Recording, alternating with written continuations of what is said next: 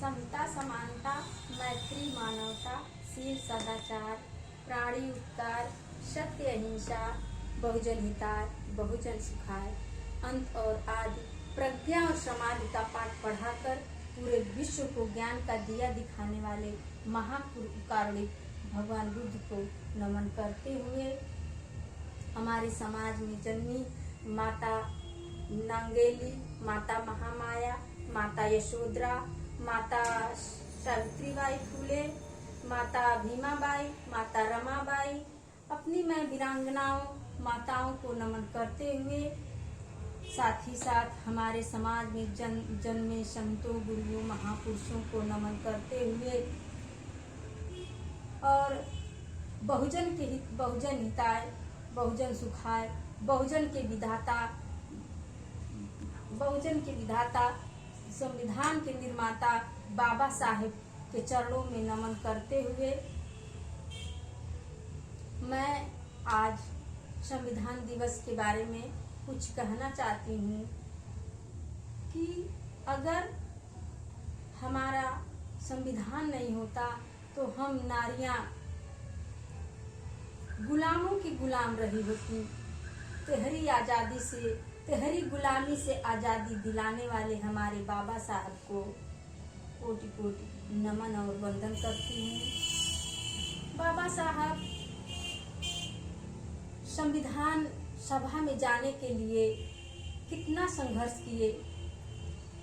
बाबा साहब जब संविधान सभा में जाने के लिए निर्वाचन हुआ तो जिस क्षेत्र से बाबा साहब निर्वाचित होकर गए थे उस क्षेत्र को ही पाकिस्तान को दे दिया गया था और बाबा साहब से ये कहा गया कि अम्बेडकर आपको हम संविधान सभा में आने न आ पाए इसलिए हम दरवाजे ही नहीं खिड़कियां भी बंद कर रखे हैं। बाबा साहब बहुत निराश होते हैं, बहुत मायूस होते हैं, लेकिन हारते नहीं हैं।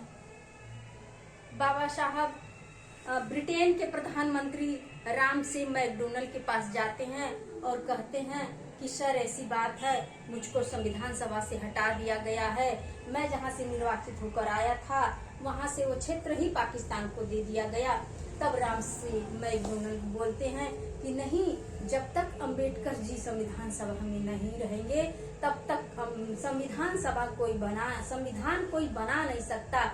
इसलिए एक सदस्य को बैठाकर और वो जगह खाली करके बाबा साहब को दिया गया और बाबा साहब संविधान सभा में पहुंचे।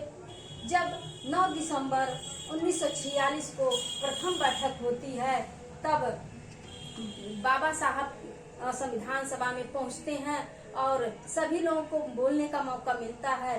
तब बाबा साहब अपने मन में सोचते हैं कि मुझे कौन सुनेगा।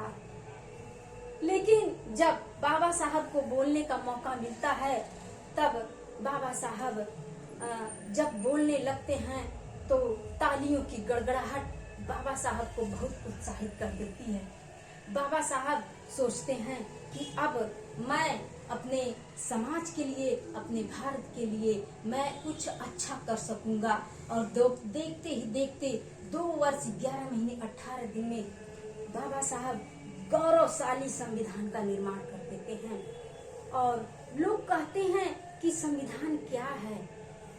हमारी आन मान शान है संविधान, शोषित पीड़ित वंचितों का सम्मान है संविधान, हम महिलाओं का अधिकार है संविधान, हम महिलाओं का सम्मान है संविधान।